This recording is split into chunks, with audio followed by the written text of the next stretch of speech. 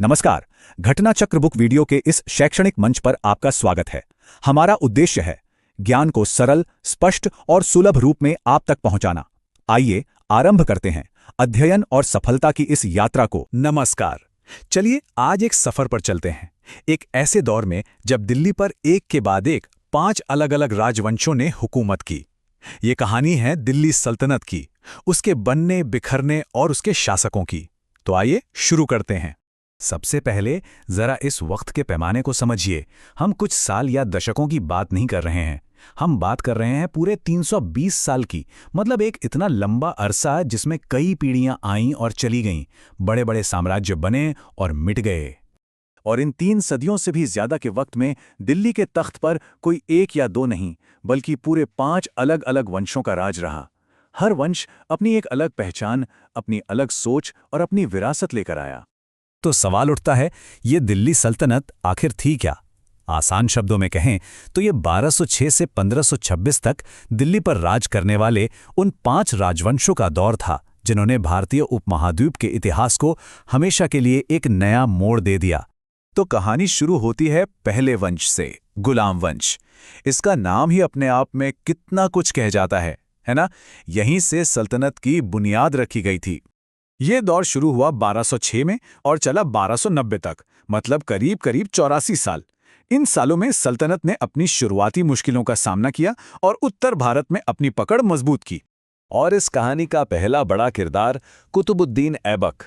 कमाल की बात तो ये है कि वो एक गुलाम थे जो अपनी काबिलियत के दम पर सुल्तान बने। दिल्ली सल्तनत की नींव उन्होंने ही रखी, हालांकि उनका राज सिर्फ 4 साल ही चल पाया। इल्तुतमिश जैसे एक मजबूत शासक के जाते ही सल्तनत में शुरू हुआ सत्ता का एक, कह सकते हैं, खतरनाक खेल। अगले 10 साल भारी उथल-पुथल और साजिशों से भरे थे। सिंहासन पर कोई भी ज्यादा देर टिक ही नहीं पा रहा था। देखिए कैसे गद्दी गर्म होने से पहले ही शासक बदल रहे थे। पहले आए रुकनुद्दीन फिरोज शाह, जो 1 साल भी पूरा नहीं कर पाए।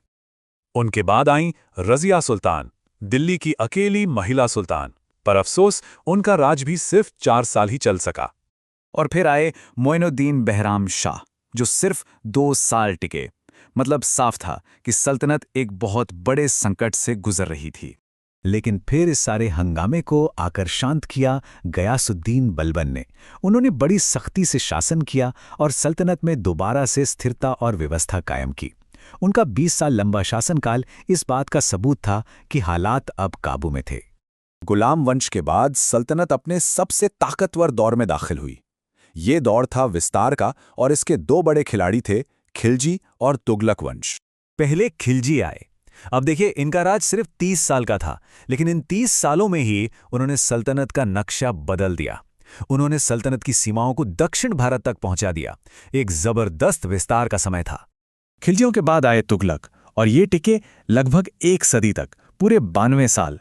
ये दिल्ली सल्तनत के किसी भी वंश का सबसे लंबा शासनकाल था। अब जरा इस पर नजर डालिए।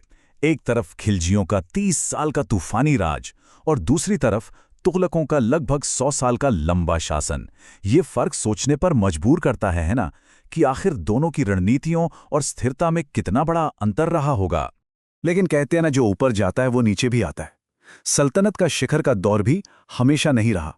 तुगलकों के बाद विघटन का यानी टूटने का दौर शुरू हुआ और अब सल्तनत की बागडोर आई सैयद और लोदी राजवंशों के हाथ में। पहले सैयद वंश आया, जिसने खिज्र खां से लेकर अलाउद्दीन आलम शाह तक राज किया। पर सच तो ये है कि इस वक्त तक सल्तनत की ताकत बहुत कम हो चुकी थी और उसका असर दिल्ली के आसपास ही सिमट कर रह गया था। और फिर आता है आखिरी अध्याय, लोधी वंश। 1526 में पानीपत की लड़ाई में इब्राहिम लोदी की हार के साथ ही दिल्ली सल्तनत का 320 साल का ये लंबा सफर हमेशा के लिए खत्म हो गया और भारत में एक नए युग की शुरुआत हुई। तो हमने 320 सालों का एक तेज सफर तय कर लिया है। चलिए अब इन सभी टुकड़ों को जोड़कर एक बड़ी और पूरी तस्वीर देखते हैं। ये टेबल ये पूरी कहानी का सार है। देखिए, गुलाम वंश ने 84 साल लगाकर नींव डाली, खिलजियों ने सिर्फ 30 साल में सल्तनत को बुलंदी पर पहुंचाया और तुगलकों ने सबसे ज्यादा 92 साल तक उसे संभाला। और फिर सैयद और लोधी के दौर में यह सल्तनत बिखर गई। ये जो उतार चढ़ाव का चक्र है ना, वो इन आंकड़ों में बिल्कुल साफ दिखता है। तो इस पूरी कहानी के बाद एक सवाल तो मन में उठता ही है। 5 राजवंश, सैकड़ों साल का राज, लेकिन आखिर में सब कुछ बदल गया। तो फिर ये शक्ति, ये पावर असल में है क्या? क्या ये कोई स्थायी चीज है या बस वक्त की एक लहर जो आती है और चली जाती है? सोचने वाली बात है ना।